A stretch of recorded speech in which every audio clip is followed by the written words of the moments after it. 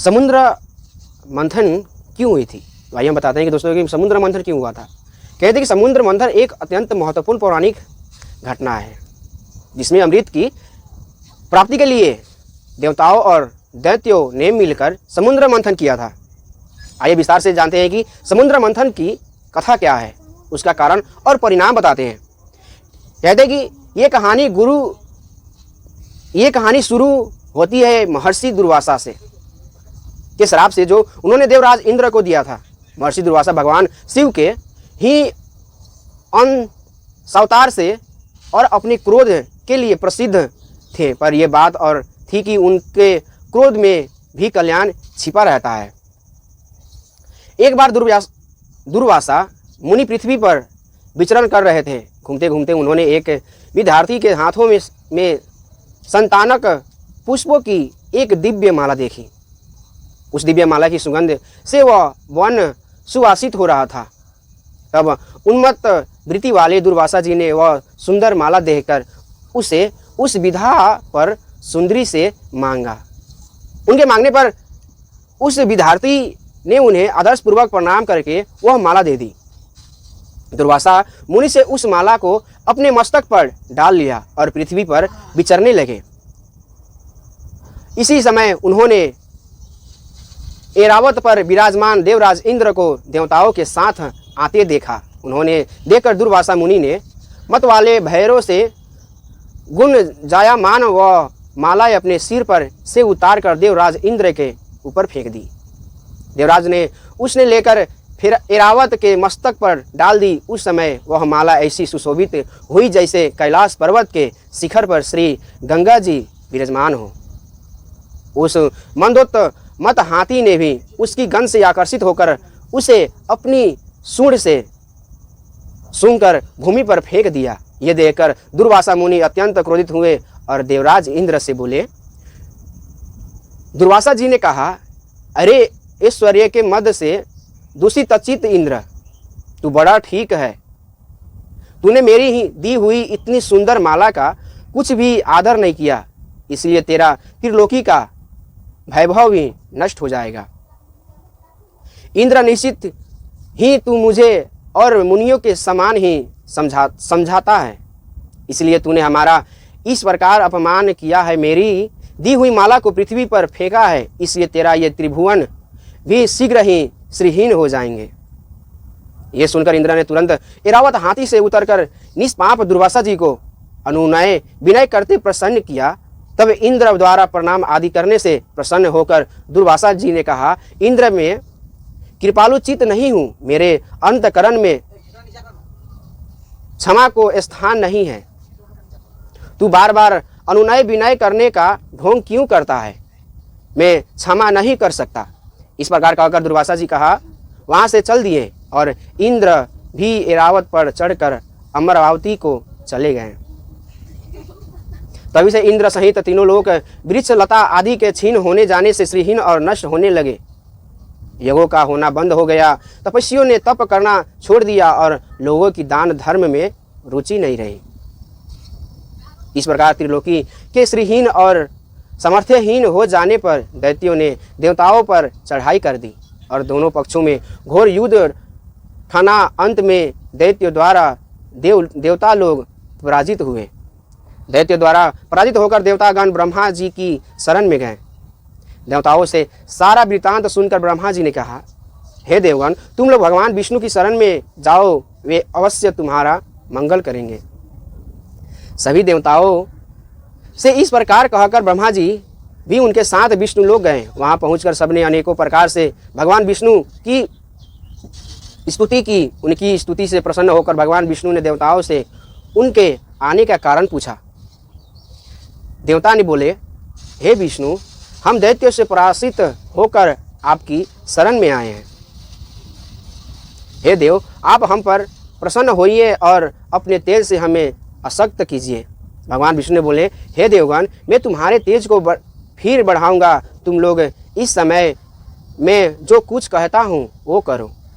तुम दैत्य के साथ संपूर्ण औषधियाँ लाकर क्षीर सागर में डालो और मंदराचल को मधनी और नागराज वासुदेव को नेति बनाकर उससे दैत्य और दानवों सहित मेरी सहायता से मत कर अमृत निकालो।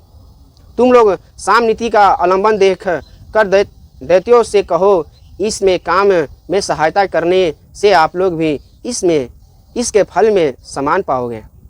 समुद्र मंथन से जो अमृत निकलेगा उसका पान करने से तुम सबल और अमर हो जाओगे।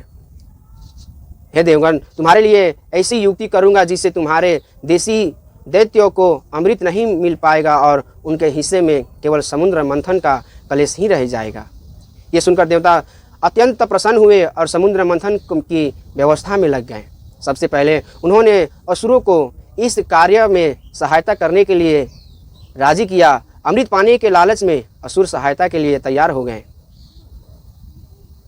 देव दानव और दैत्यों ने उनके प्रकार की औषधियाँ लाकर उन्हें क्षीर सागर में जल में डाल दिया। अमृत पाने के लालच में असुर सहायता के लिए तैयार हो गए। देव दानव और दैत्यों ने अनेक प्रकार की औषधियाँ लाकर क्षीर सागर में डाल दिया। उन्होंने मंदराचल में मदनी तथा नागराज वासुकी को नेति बनाकर बड़े वेग से अमृत मंथन आरंभ किया। भगवान ने जिस ओर वासुकी की पूंछ थी उस ओर देवता को तथा जिस ओर मुख था उधर दैत्य को नियुक्त किया था। तब भगवान विष्णु का कूर्म अवतार हुआ। स्वयं भगवान विष्णु ने कछुए का रूप धारण करके मंदराचल पर्वत को अपनी पीठ पर रखा ताकि मंदरी इसी रहे और समुद्र में डूब न जाए। भगवान विष्णु के इसी अवतार को कूर्म अवतार कहा जाता है। उनके 10 अवतारों में से ये एक अवतार है। वही चक्र गदाधर भगवान अपने एक अन्य रूप से देवताओं में और एक अन्य रूप से दैत्यों में मिलकर नागराज को खींचने लगे और उन्होंने एक अन्य विशाल रूप से जो देवता और दैत्यों को दिखाई नहीं देता था ऊपर से मंदराचल पर्वत को दबा कर रखा था। श्रीहरि अपने तेज से नागराज वासुदेव में बल का संचार करते थे और अपने अन्य तेज से देवताओं का बल बढ़ा रहते थे। इस प्रकार समुद्र मंथन का कार्य सुचारू रूप से चलने लगे। आखिर में समुद्र मंथन से निकला था विष।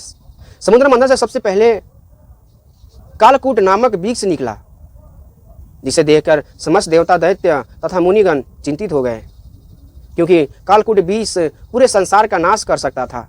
तब उन सब ने भगवान शिव से रक्षा जीव की विनती की। तब जाके भक्त तत्सल भगवान शिव ने संसार की रक्षा के लिए उस कालकूट विष को अपने कंठ में धारण किया है। विष के प्रभाव से उनका कंठ नीला पड़ गया। इसी कारण भगवान शिव एक नाम नीलकंठ पड़ता है। कहते हैं कि भगवान शिव द्वारा विष का पान करते समय उसकी कुछ बूंदें छलक कर भूमि पर गिर पड़े से, जिसे सर्प बिच्छू और अन्य विषैले जीवों ने ग्रहण कर लिए थे। समुद्र मंथन से कितनी रत्न निकले से? तो 14 रत्न निकली से समुद्र मंथन से। तो कहते समुद्र मंथन से 14 रत्न निकले, जिन्होंने देवता और दानवों ने आपस में बांटकर इन 14 रत्नों को नाम इस प्रकार को दिया गया है। एक में है कालकूट वृक्ष। समुद्र मंथन से सबसे पहले कालकूट वृक्ष निकला था। ज्वाला अत्यंत तीव्र थी, तब सृष्टि की रक्षा के लिए भगवान शिव ने हलाहल को अपने कंठ में ले ली थी। दू में है कामधेनु गाय। कामधेनु गाय गौ माता को कामधेनु भी कहा जाता है। कामधेनु यज्ञ में सहायक भी थी, इसलिए इसे ऋषियों को दे दिया गया। 3 में है उच्चैश्रवा। समुद्र मंथन से उच्चैश्रवा नामक घोड़ा निकला जो मन की गति से चलता था। इसे दैत्यों को राजा बलि ने रख लिया था। 4 में है ऐरावत हाथी। ऐरावत हाथी इंद्र का वाहन है। ये सफ़ेद रंग का और अत्यंत सुंदर था। 5 में कल्प वृक्ष। ये स्वर्ग का वृक्ष है जो सभी इच्छाओं को पूरा करने वाला ये वृक्ष था। 6 में है माता लक्ष्मी। समस्त प्रकार के सुख समृद्धि और सौभाग्य देने वाली माता लक्ष्मी का प्रादुर्भाव भी समुद्र मंथन से ही हुआ था। उन्होंने भगवान विष्णु का वर्णन किया था। 7 में है चंद्रमा। चंद्रमा को जल का कारक ग्रह माना गया है। चंद्र माँ की उत्पत्ति भी समुद्र मंथन से ही हुई, जिसे भगवान शंकर ने अपने मस्तक पर धारण किए हैं। 8वें शंख, शंख को विजय का प्रतीक माना जाता है। हिंदू धर्म में शंख का बहुत महत्व है। 9वें कौस्तुभ मणि, समुद्र मंथन से निकले इस दुर्लभ मणि को भगवान विष्णु ने धारण किया है। 10वें अप्सरा, समुद्र मंथन से अप्सरा निकली थी जो अत्यंत सुंदर और मन भावन थी। रंभा देवलोक की प्रमुख अप्सराओं में से। और 11 में है बारूनी, ये एक प्रकार की मदिरा थी जिसे दानव ने रख लिया। 12 में है पारिजात, पारिजात या हर श्रृंगार को स्वर्ग का फूल भी कहते हैं। ये भी समुद्र मंथन से निकला था। भगवान शिव को इस फूल अत्यंत प्रिय है। 13 में भगवान धन्वंतरी, भगवान धन्वंतरी देवताओं के चिकित्सक थे और उन्हें आयुर्वेद का जनक भी माना जाता है। 14 में है अमृत, अमृत जो समुद्र मंथन से धन्वंतरी देव अपने हाथों में अमृत लिए समुद्र से प्रकट हुए। अमृतत्व प्रदान करने के साथ साथ अमृत में सभी प्रकार के रोग और शोक का नाश करने की क्षमता थी। तब अमृत निकलने के पश्चात तब हुई भगवान विष्णु ने अपनी मोहिनी अवतार बनाए। अमृत के लोभ में ही असुर समुद्र मंथन के लिए तैयार हुए थे। जब समुद्र से अमृत लिए धन्वंतरी निकले तब असुरों के धैर्य की सीमा टूट गई और धन्वंतरी से अमृत छीनने की कोशिश करने लगे। धन्वंतरी से अमृत छीनने के बाद अपने तमोगुण प्रधान स्वभाव के कारण असुर अपने आपस अमृत पहले पीने के लिए लड़ने लगे, पर कोई भी अमृत पी नहीं सका। ये देखकर देवताओं ने भगवान विष्णु से सहायता का अनुरोध किया। तब विष्णु भगवान बोले कि असुरों का अमृत पान कर के अमृतत्व प्राप्त करना सृष्टि के लिए हानिकारक है। मोहिनी रूप धारण करके भगवान असुरों के बीच चले गए। असुरों ने ऐसा रूप लावण्य पहले नहीं देखा था, तो सबके सब भगवान ही माया से मोहित हो गए। तब मोहिनी ने कहा कि आप सब लोग व्यर्थ ही झगड़ा कर रहे हो, मैं इस अमृत को देवताओं और दैत्य को बराबर बांट देती हूँ। इस प्रकार उन्होंने पंक्ति बनाई, पहली दैत्य और दूसरी देवताओं को, और छल से अमृत सिर्फ देवताओं को ही पिलाने लगी। इस प्रकार उन्होंने 2 पंक्ति बनाई, पहली दैत्य की और दूसरी देवताओं की, और छल से अमृत सिर्फ देवताओं को ही पीने को बोल रहे। मोहिनी एक आकर्षण मोहित दैत्य इसे समझ नहीं पाए, पर राहु नामक दैत्य इस चाल से समझ गया कि, और वे वेश बदलकर अमृत पाने के लिए देवतागण में वो बैठ गया। वो अमृत उसके कंठ तक ही पहुंचा था कि देवताओं की कल्याण भावना से प्रेरित होकर समुद्र और सूर्य ने उसके भेद को पकड़ लिया था।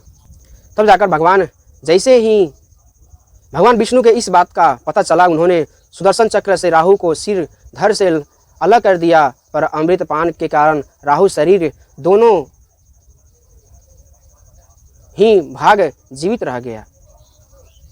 तभी से राहु से कि उस मुख ने चंद्रमा और सूर्य के साथ अटूट बैर निश्चित कर दिया, जो आज भी उन्हें पीड़ा पहुंचाती है। अमृत का पान करके देवताओं की शक्ति फिर से बढ़ गई और उन्होंने दैत्यों पर आक्रमण करके उन्हें पराजित कर दिया और स्वर्ग का राज्य प्राप्त कर दिया। तब समुद्र मंथन